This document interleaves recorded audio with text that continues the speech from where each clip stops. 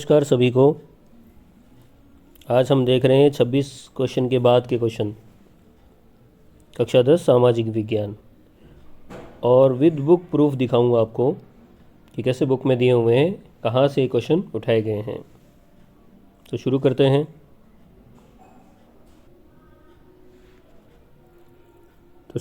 हैं। पहला प्रश्न है, जिला मार्ग क्या है? और दूसरा है, सत्याग्रह से क्या अभिप्राय है? दोनों प्रश्नों को देख लेते हैं एक साथ।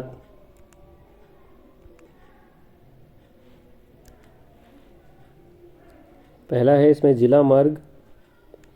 तो ये हमारी भूगोल की जो बुक है उसमें जो 7वां पार्ट है, उस 7वें पार्ट में दिया हुआ है, ये सड़कें ज़िले के विभिन्न प्रशासनिक केंद्रों को जिला मुख्यालय से जोड़ती है।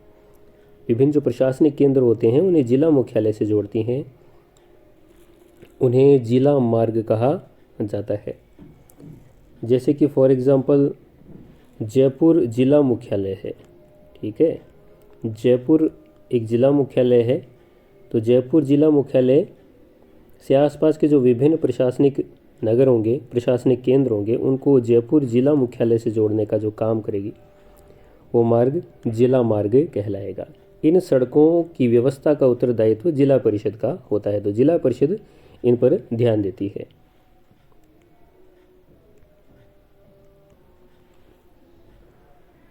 सत्याग्रह,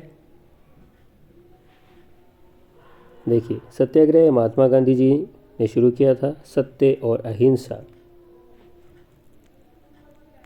सत्य और अहिंसा ये उनके दो प्रमुख हथियार थे, यूँ कह सकते हैं आप, जिनके माध्यम से उन्होंने बड़ी बड़ी जंग को जीत लिया भाई, है ना। साहित्यिक लैंग्वेज में बात कर रहा हूँ, अन्यथा तो वो अहिंसात्मक थे, हिंसा पर विश्वास नहीं रखते थे, ठीक है।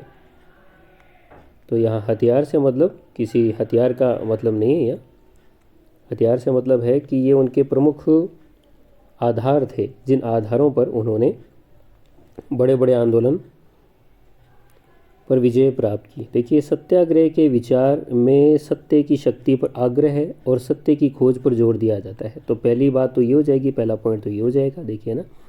इसका अर्थ ये था कि अगर आपका उद्देश्य सच्चा है, संघर्ष अन्याय के खिलाफ है, तो उत्पीड़क का मुकाबला करने के लिए आपको शारीरिक बल की आवश्यकता नहीं है, बिना शारीरिक बल के भी आप जीत सकते हैं। प्रश्न अगर बड़ा आ जाए तो इसमें देखिए यहाँ 4 तक के पॉइंट बने हुए हैं और आप इसे पॉज करके नोट कर सकते हैं।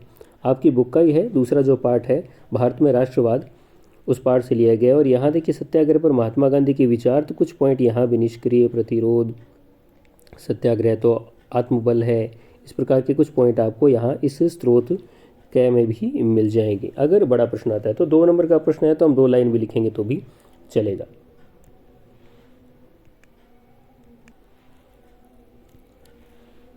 अगला प्रश्न है, जॉबर कौन थे?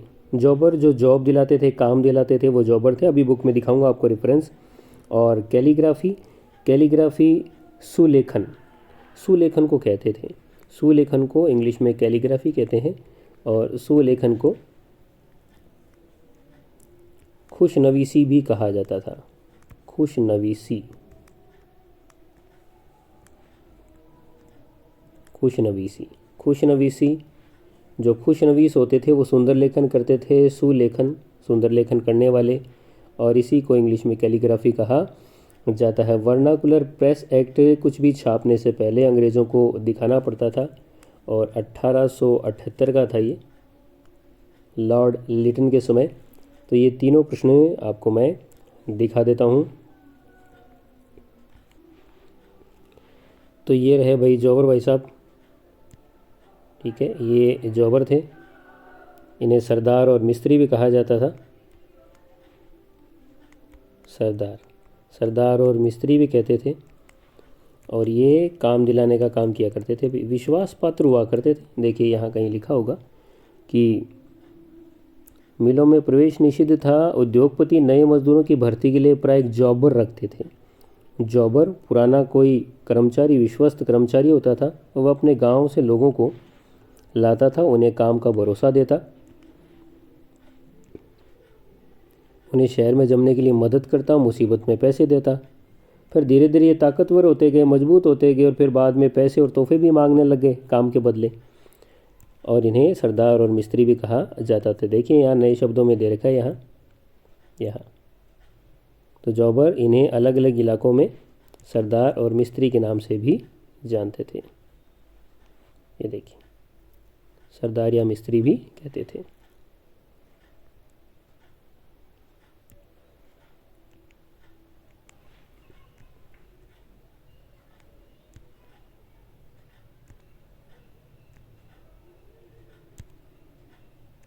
खुशनवीसी सुलेखन कैलीग्राफी, ये देखिए यहाँ लिखा हुआ कैलीग्राफी। और सुलेखक या खुशनवीसी करने वाले लोग दक्ष सुलेखक या खुशखत होते थे, जो क्या करते थे, हाथ से सुंदर और बड़े सुडौल अक्षर लिखा करते थे।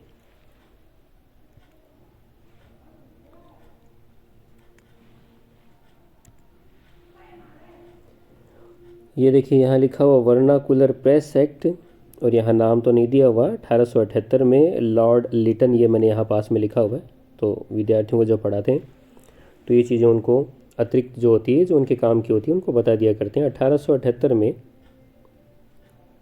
ये यहाँ 1878 है, 1878 में वर्नाकुलर प्रेस एक्ट लागू कर दिया गया। इससे सरकार को भाषाई प्रेस में छपी रपट यानी रिपोर्ट, संपादकीय एडिटोरियल जो होता है उसको सेंसर करने का अधिकार मिल गया।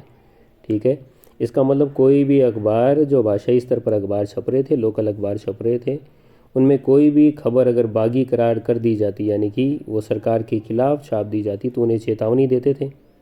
और अगर कोई अनसुनी करता उस चेतावनी को, तो फिर उनकी छपाई की मशीनें जब्त कर ली जाती थी। तो ये वर्नाकुलर प्रेस एक्ट।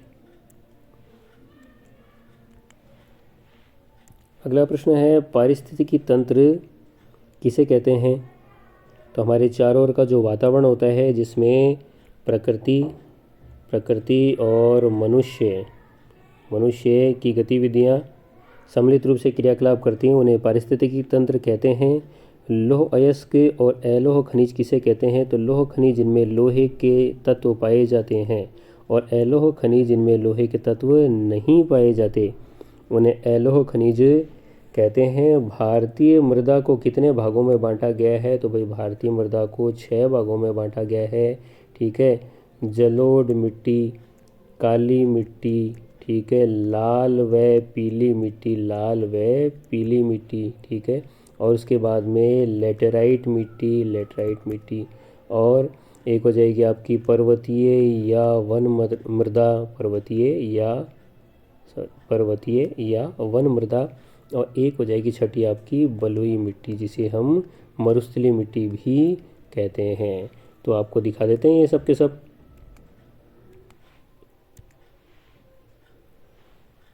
तो ये देखिए पारिस्थितिकी तंत्र आपका जो दूसरा पार्ट है भूगोल में, उस दूसरे पार्ट में वन्य और वन्य जीवों से संबंधित जो पार्ट है वहाँ इसमें दे रखा है पारिस्थितिकी तंत्र मानव और दूसरे जीवधारी एक जटिल तंत्र का निर्माण करते हैं, उसे पारिस्थितिकी तंत्र कहते हैं। इसमें छोटे से जीव से लेकर के बड़े ब्लू व्हेल तक के जीवों को शामिल किया जाता है। इसी को हम लोग जैव विविधता भी कह देते हैं। तो हमारे चारों ओर का जो वातावरण है, जो एक तंत्र बनता है, उसे पारिस्थितिकी तंत्र कहते हैं।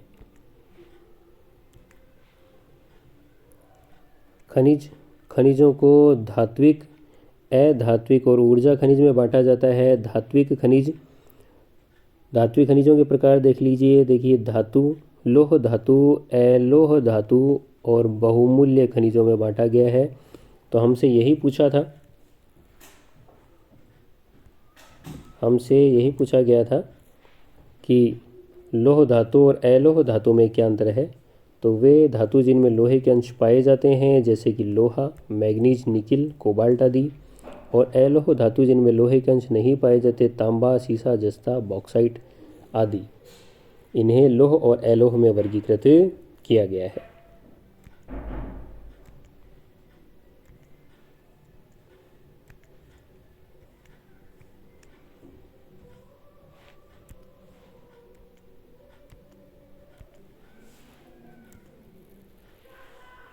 मिट्टी के प्रकार दे रखे हैं। देखिए पहली पर्वतीय और वन मृदा, ये पर्वतीय और वन मृदा, ठीक है। दूसरी जलोढ़ मिट्टी, ये देखिए यहाँ ये जलोढ़ मिट्टी है। गंगा यमुना का मैदान है, यहाँ ये ब्रह्मपुत्र का मैदान, और देखिए एक छोटे से गलियारे से होते हुए गुजरात तक भी फैली हुई है ये। देखिए यहाँ से ये जो गलियारा है चंबल नदी और इसकी सहायक नदियों का क्षेत्र है। ठीक है, गुजरात का ये जो भाग है, इस भाग में तो आपको काली मिट्टी मिलेगी। तीसरी लाल व पीली मिट्टी, ये लाल और पीली मिट्टी के क्षेत्र हो गए। लेटराइट मिट्टी कुछ कुछ जगहों पर देखिए यहाँ छोटे छोटे स्पॉट से बने हुए दिख रहे होंगे आपको। लेटराइट मिट्टी काजू की फसल के लिए अति उपयोगी है। लेटराइट मिट्टी काजू की फसल के लिए। लेटराइट लेटर शब्द से बना हुआ है जिसका अर्थ होता है ईंट। काली मिट्टी प्रायद्वीपीय जो पठारी भाग है, देखिए प्रायद्वीपीय पठारी भाग है, यहाँ पर काली मिट्टी पाई जाती है। ठीक है, और शुष्क मिट्टी, ये देखिए ये जो भाग है यहाँ पर आपको ये शुष्क मिट्टी, मरुस्थलीय मिट्टी, बलुई मिट्टी मिलेगी।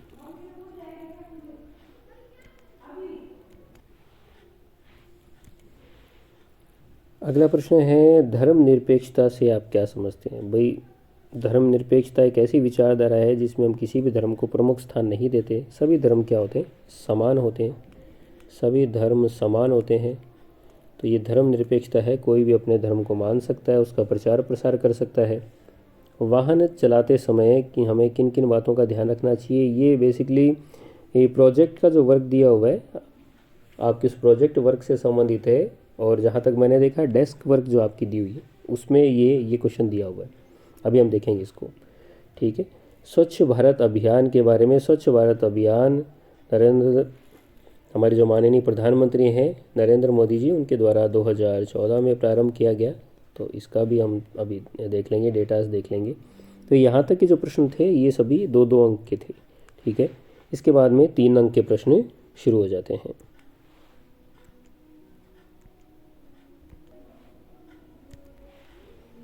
ये देखिए सर, धर्मनिरपेक्षता, धर्मनिरपेक्ष शासन, धर्मनिरपेक्ष शासन, यहाँ मैंने आपको दिख रहा होगा तो मैंने यहाँ 2 अंक लिखे हुए। तो जब विद्यार्थियों को पढ़ाते हैं तो थोड़ा यूँ अंदाज़ा रहता है, तो उनको बताते रहते हैं बीच बीच में कि थोड़ा इसको इस रूप में तैयार कर लीजिएगा। सांप्रदायिकता हमारे देश के लोकतंत्र के लिए बहुत बड़ी चुनौती है। ठीक है, तो इसके लिए हमने हमारे संविधान में धर्मनिरपेक्षता को प्रमुखता दी है। धर्मनिरपेक्ष शासन का क्या अर्थ है, देखिए पहले पॉइंट में लिखा है भारतीय राज्य ने किसी भी धर्म को राजकीय धर्म के रूप में अंगीकार नहीं किया है। राजकीय धर्म के रूप में हमने स्वीकार नहीं किया। ये आपकी जो लोकतांत्रिक की बुक है, लोकतांत्रिक की बुक में आपके एक पार्ट है जाति धर्म और लैंगिक मसले, उसमें आपको ये बातें लिखी हुई मिल जाएगी। तो सत्ता की साझेदारी का जो पार्ट आपने इसी बुक में पहले पार्ट में पढ़ा होगा, वहाँ आपने श्रीलंका के बारे में पढ़ा होगा कि वहाँ उन्होंने बौद्ध धर्म को महत्वपूर्ण स्थान दिया। तो बाद में उनके गृह युद्ध भी शुरू हो गए। तो ऐसी इन चीज़ों का हमें ध्यान था, तो हमने ऐसी कोई व्यवस्था की ही नहीं ताकि किसी भी प्रकार का गृह युद्ध हो धर्म को लेकर के। दूसरा, संविधान सभी नागरिकों और समुदायों को किसी भी धर्म का पालन करने और उसका प्रचार प्रसार करने की आज़ादी देता है। तो 2 नंबर का प्रश्न था, धर्मनिरपेक्षता से संबंधित ये बातें आप लिख सकते थे इसमें।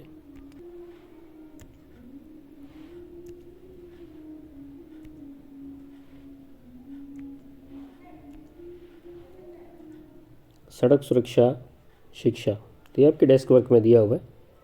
तो यहाँ परिचय लिखा हुआ है, सड़क दुर्घटना के कारण दिए हुए हैं। ठीक है, और इसी पॉइंट में हमें मिल जाएगा कि हमें दुर्घटना से बचाव के लिए क्या क्या उपाय करने चाहिए या वाहन चलाते समय क्या क्या सावधानियां रखनी चाहिए। तो ये सारी देखिए सड़क सुरक्षा की हमें जानकारी होना चाहिए। माता पिता अपने नाबालिग बच्चों को गाड़ी न चलाने दें। ठीक है, गाड़ी न चलाने दें। सड़क सुरक्षा के जो नियम हैं उनको उल्लंघन नहीं करना चाहिए, लोगों को समझाया जाए, गाड़ी नियंत्रित रूप से देखभाल रखी जाए, गति पर नियंत्रण होना चाहिए, बच्चों को प्राथमिक चिकित्सा का प्रशिक्षण दिया जाना चाहिए। 2 व्हीलर है तो उसमें हेलमेट लगाया जाए। 4 व्हीलर है तो 4 व्हीलर में सीट बेल्ट, जो 4 व्हीलर है उसमें सीट बेल्ट का उपयोग किया जाए और शराब पी करके वाहन न चलाए। तो ये कुछ एक नियम है जिसकी हमें जानकारी होनी चाहिए।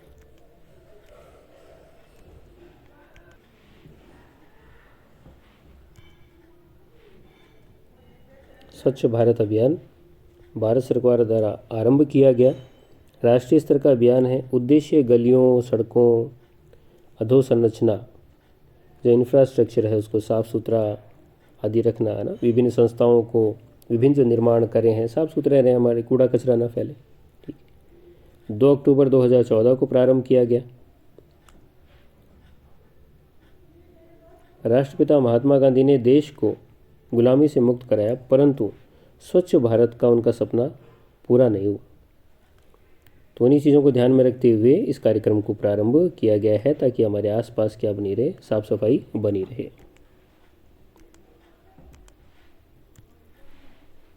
यहाँ से शुरू हो जाते हैं 3 नंबर के प्रश्न।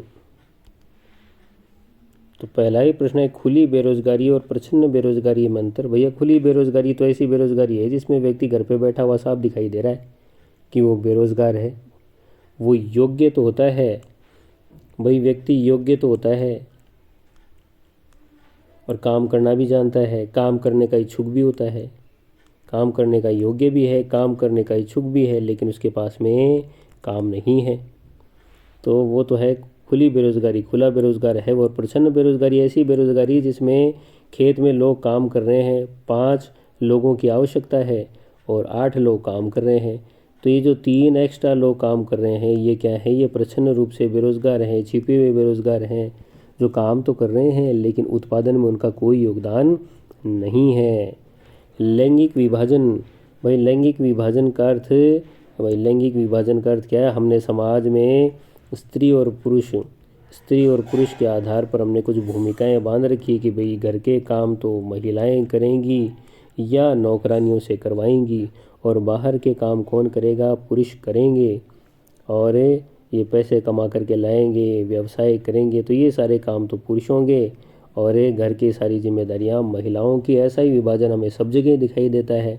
प्राइवेट सेक्टर में जहाँ कहीं काम होता है, मजदूरी का काम होता है, वहाँ पुरुषों को तो अधिक मजदूरी मिलती है, ठीक है, मजदूरी मिलती है पुरुषों को तो अधिक, ठीक है, और महिलाओं को मिलती है साहब कम। तो ऐसा विभाजन दिखाई देता है। अच्छा, गवर्नमेंट सेक्टर के अंदर ऐसा नहीं होता। वहाँ जैसे गवर्नमेंट जॉब लगी है, जैसे मान लीजिए फर्स्ट ग्रेड लग गया, कोई पुरुष लग गया या महिला लग गई, तो दोनों की सैलरी क्या होगी, बराबर ही होगी। वहाँ किसी प्रकार का भेदभाव नहीं होता। कर्तन और दहन कृषि, भाई कर्तन प्रारंभिक कृषि है, प्रारंभिक जीविका निर्वाह की कृषि है, प्रारंभिक जीविका निर्वाह की कृषि है। और इस प्रारंभिक जीविका निर्वाह की कृषि में क्या करते थे, यूँ पेड़ पौधे जो होते थे उन पेड़ पौधों को काट दिया करते थे और उनमें आग लगा दिया करते थे। तो अध जले से जो पत्ते रहते थे उनसे फिर वो एक खेत तैयार करते थे और उस खेत के अंदर खेती किया करते थे। भाई प्राचीन जो हाथ से खोद कर, लकड़ी से खोद कर, इस प्रकार बीज बो करके खेती का काम करते थे। 2 से 4 साल तक वहाँ खेती करते और फिर जब उनको लगता कि मिट्टी का उपजाऊपन समाप्त हो गया तो वहाँ से हट करके किसी दूसरी जगह चले जाते, वहाँ पर भी पेड़ पौधों को काटते और फिर यही काम करते। तो ऐसे वो स्थान बदलते रहते थे। ऐसी खेती कर्तन और दहन खेती कहलाती है। इस कर्तन और दहन खेती को अलग अलग जगह अलग अलग नामों से जाना जाता है। देख लेते हैं तीनों ही प्रश्नों को। तो ये अर्थशास्त्र का जो आपका पाठ है क्षेत्रक का, दूसरा ही पाठ है अर्थव्यवस्था के क्षेत्रक, उसमें मिल जाएगा। यहाँ कुछ आपको ऊपर लिखे हुए कुछ प्रश्न दिख रहे होंगे। तो ये तो विद्यार्थियों को पढ़ाते हैं तो उनको बताते रहते हैं कौन से साल में कौन सा हुआ है, कौन से वर्ष में, है ना। इस प्रकार उनको थोड़ा आधार प्रदान कर देते हैं तो उनको थोड़ा आसानी रहती है, याद करने में आसान रहता है उनको। दूसरे शब्दों में कृषि क्षेत्रकों के श्रमिकों में अल्प बेरोजगारी है।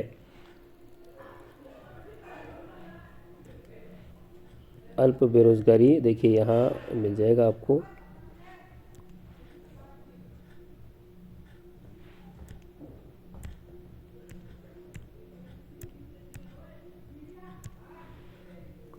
इस प्रकार अल्प बेरोजगारी को छिपी हुई भी कहते हैं। तो अल्प बेरोजगारी तो आपको कहाँ मिलेगी, खेत में। जैसे कि मैंने आपको बताया कि भाई 5 लोगों की आवश्यकता और 8 काम कर रहे हैं, ठीक है। तो ऐसी स्थिति में जो 3 लोग हैं वो प्रच्छन्न रूप से बेरोजगार हैं, इसे अल्प बेरोजगारी कहेंगे। देखिए यहाँ लिखा है कि खुली बेरोजगारी, खुली बेरोजगारी से अलग है। जो बेकार बैठे हैं तो वो खुली बेरोजगारी। तो खुली बेरोजगारी, जो बेकार बैठे हैं वो तो खुली बेरोजगारी, और जो काम करते हुए दिखाई दे रहे हैं लेकिन उत्पादन में उनका योगदान नहीं है, उसे प्रच्छन्न बेरोजगारी के नाम से जानते हैं। आपकी ये जो पाठ है, इस पाठ के अंदर एक किसान लक्ष्मी का उदाहरण दिया है और उस लक्ष्मी किसान के उदाहरण के माध्यम से हम अपने आंसर को और ज़्यादा एलेबोरेट कर सकते हैं, और ज़्यादा इसकी व्याख्या कर सकते हैं। तो ये मैंने आपको पेज बता दिया, हमारी जो अर्थशास्त्र की बुक है उसके दूसरे पार्ट में मिलेगा आपको।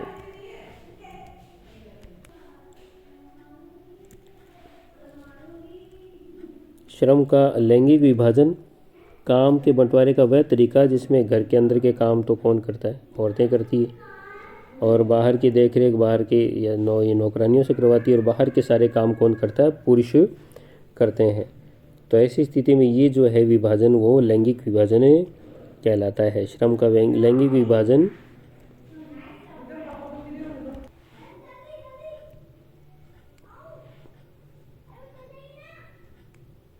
तो ये लोकतंत्र की जो बुक है उसमें आपको ये मिल जाएगा, निजी और सार्वजनिक क्षेत्र में विभाजन।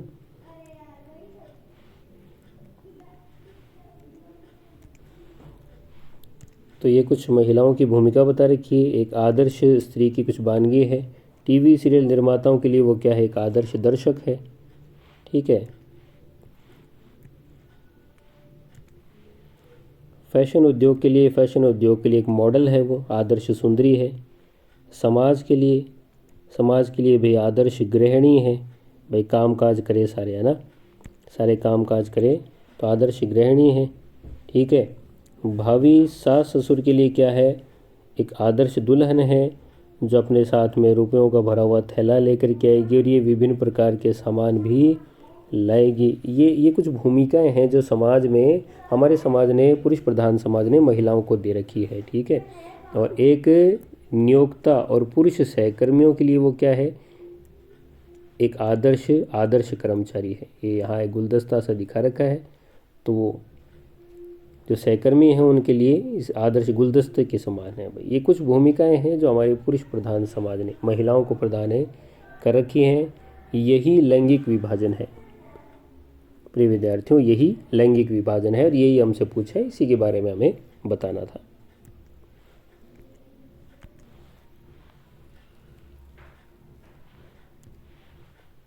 प्रारंभिक जीविका निर्वाह कृषि, जिसमें कुछ प्राचीन तरीकों से भूमि के छोटे टुकड़े पर आदिम कृषि औजारों से लकड़ी के हल आदि से खेती किया करते थे। ठीक है। और इसे कर्तन दहन खेती के नाम से भी जानते हैं। इसी खेती को कर्तन दहन खेती के नाम से जानते हैं। अब आपकी जो भूगोल का चौथा पार्ट है कृषि का, उसमें आपको मिल जाएगा। कुछ यहाँ प्रश्न आपको दिख रहे होंगे। झूम खेती क्या है, 2022 में पूछा गया। ये कर्तन दहन खेती क्या है, 2023 में 2 नंबर का पूछा गया। तो कर्तन और दहन का मतलब काटना, और दहन का मतलब आग लगा देना। पेड़ पौधों को काटना, वहाँ उसमें आग लगा देना। अध जले जो पत्ते आदि होते थे वही मिट्टी की उर्वरता को बढ़ाते थे और फिर उसी में ये काम किया करते थे, पर बाद में वहाँ से चले जाया करते थे किसी अन्य स्थान पर। तो इनके कुछ स्थानीय नाम भी हैं, आप कोशिश करना कि आपको याद हो जाए। देखिए, ये पूर्वोत्तर भारत में झूम खेती कहते हैं, मणिपुर में पामलू कहते हैं, छत्तीसगढ़ के बस्तर जिले में अंडमान निकोबार द्वीप समूह में दीपा कहते हैं। छत्तीसगढ़ है ना, दीपा का बस्ता। तो मैं तो ऐसे याद करवाया करता हूँ विद्यार्थियों को कि बस्ता किसका, दीपा का। बस्ता बैग है ना, जिसमें किताबें वगैरह। कुछ यहाँ विश्व स्तर पर जो इस खेती के स्थानीय नाम हैं वो दे रखे हैं, और यहाँ देखिए ये भारत में जो अलग अलग नाम हैं वो दे रखे हैं। तो अगर आपसे डिटेल में पूछा जाए इस प्रश्न को तो आप इन स्थानीय नामों को भी सारणी के माध्यम से बता सकते हैं।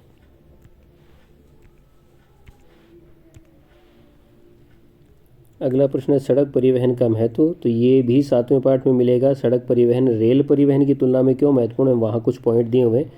वहाँ हम देखेंगे कि भाई बनाना आसान है, उबड़ खाबड़ भूमि पर भी बना सकते हैं। ठीक है। और बनाने का खर्च भी कम आता है, और डोर टू डोर सेवाएं ना, द्वार से द्वार सेवाएं, और विभिन्न जो परिवहन के साधन हैं उनको आपस में कनेक्ट करने का, जोड़ने का काम भी सड़क परिवहन ही करता है। जर्मनी का एकीकरण। जर्मनी के एकीकरण में हम बिस्मार्क के बारे में पढ़ेंगे, जिसने रक्त और लौह की नीति को अपनाया। और महात्मा गांधी राष्ट्रीय ग्रामीण रोजगार गारंटी अधिनियम 2005, जिसमें 100 दिन का रोजगार प्रदान किया जाता है। 625 जिलों में प्रारंभ किया गया था काम के अधिकार को लेकर के, और ग्रामीण क्षेत्रों में शुरू किया गया। अगर किसी को काम नहीं मिलता तो उसे फिर बेरोजगारी भत्ता दिया जाता। ये कुछ बातें पढ़ेंगे। और सांप्रदायिकता राजनीति में अनेक रूप कैसे धारण कर लेती, ये हम कुछ देखेंगे। इसके साथ साथ में भारत के मानचित्र की बात करें तो अमृतसर बोकारो ये झारखंड में, अमृतसर पंजाब में, ठीक है, कांडला गुजरात में, मारमागो गोवा में, सांगानेर हवाई अड्डा राजस्थान में, जयपुर में स्थित है। तो ये हमें कुछ दर्शाने हैं इसमें।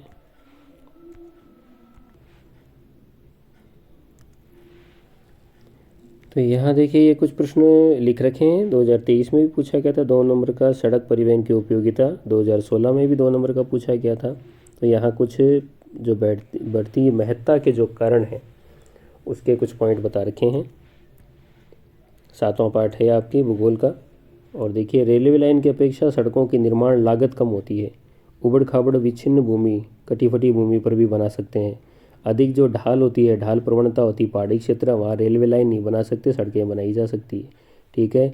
कम लोगों को एक स्थान से दूसरे स्थान पर कम दूरी पर, है ना, पास में कहीं जाना हो, और कम वस्तुओं के परिवहन में सड़क परिवहन मितव्ययी है, यानी कम खर्चीली है। घर घर सेवाएं, पोस्टमैन हमारी डाक लेकर के आता है, या अमेज़ोन से, फ्लिपकार्ट से कोई हमारा सामान आता है तो वो सड़क परिवहन के माध्यम से ही पहुंचता है हमारे पास में, हमारे घर तक। तो सामान को चढ़ाने उतारने की लागत कम आती है। सड़क परिवहन अन्य परिवहनों को एक कनेक्टिविटी के रूप में, कड़ी के रूप में जोड़ता है। जैसे मान लीजिए हम किसी एक स्टेशन पर बैठे और किसी दूसरे स्टेशन पर उतर गए, ठीक है, तो ये जो स्टेशन है यहाँ तक हम सड़कों के माध्यम से पहुँचे हैं, और इस स्टेशन से हम हमारे रिश्तेदार के या हमारे घर पे पहुँचेंगे तो वो भी हम सड़क परिवहन से ही पहुँचेंगे। तो सड़क परिवहन हमारे लिए बहुत महत्वपूर्ण है। जर्मनी के एकीकरण में, यहाँ देखिए ये इतिहास का आपका पहला पार्ट है। यूरोप में राष्ट्रवाद, कुछ पॉइंट मैंने यहाँ लिखे हैं, आप भी लिख सकते हैं। राष्ट्रीय भावनाओं का विकास तथा फ्रैंकफर्ट संसद। तो राष्ट्रीय भावनाएं मध्यवर्ती लोगों में काफ़ी व्याप्त थी। 1848 में उन्होंने जर्मन महासंघ बनाया, एक निर्वाचित संसद बनाई जिसे फ्रैंकफर्ट संसद कहा गया, ठीक है। दूसरा पॉइंट आप बिस्मार्क का योगदान लिख सकते हैं, जिसने रक्त और लौह की नीति अपनाई, और प्रशा के नेतृत्व में जर्मनी का एकीकरण पूरा हुआ था। प्रशा राज्य, ठीक है, उस समय का प्रशा एक राज्य था, और उसके नेतृत्व में एकीकरण हुआ था जर्मनी का, और बिस्मार्क का बहुत बड़ा योगदान था उसमें। तो बिस्मार्क को हम जनक कह सकते हैं एकीकरण का।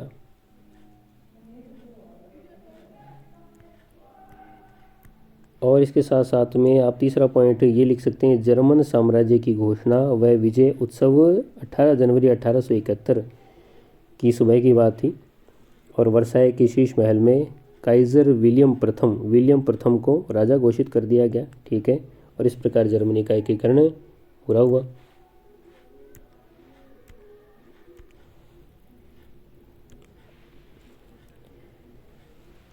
यह आपके अर्थव्यवस्था के जो क्षेत्र के हैं, अर्थशास्त्र का जो पार्ट है उसमें आपको मिलेगा।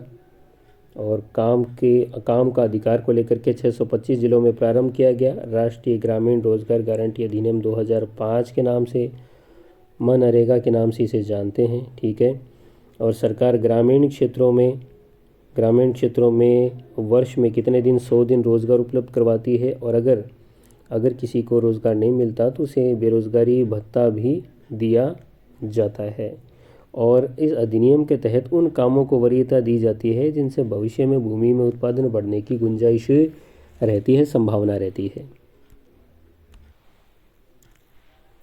सांप्रदायिक राजनीति के अनेक रूप धारण कर सकती है। सांप्रदायिकता की सबसे आम अभिव्यक्ति दैनंदिनी जीवन में दिखती है, प्रतिदिन के जीवन में दिखती है, जिसमें धार्मिक पूर्वाग्रह पहले से हमारे दिमाग में निर्धारित होता है कि ये हिंदू ऐसा है, कुछ हिंदू सोचते हैं कि ये मुस्लिम ऐसे हैं, कुछ लोग सोचते हैं कि ये सिख ऐसे हैं, कुछ सिख सोचते हैं कि ये ईसाई ऐसे हैं। तो ये हमारे कुछ पूर्वाग्रह जो होते हैं, जो हम पहले से कुछ भावनाएं जो हमारे दिमाग में पहले से हमारे दिमाग में बैठी होती हैं, उनसे हम लोग ग्रसित होते हैं और अपनी कुछ धारणाएं बना लेते हैं, और उन्हीं धारणाओं के आधार पर अपने धर्म को श्रेष्ठ मानते हैं और दूसरे को कमतर मानते हैं, ठीक है। तो पहला पॉइंट ये हो गया। दूसरा देखिए, सांप्रदायिक सोच अक्सर अपने धार्मिक समुदाय का राजनीतिक प्रभुत्व स्थापित करने की फिराक में रहती है। अगर हम ऐसे हैं, हमारी सोच अगर सांप्रदायिक है, तो हम हर स्थिति में यही सोचेंगे कि हमारे धर्म को, हमारे संप्रदाय को लाभ मिले, अन्य किसी को लाभ न मिले। तो हम इसी प्रयास में हमेशा लगे रहते हैं।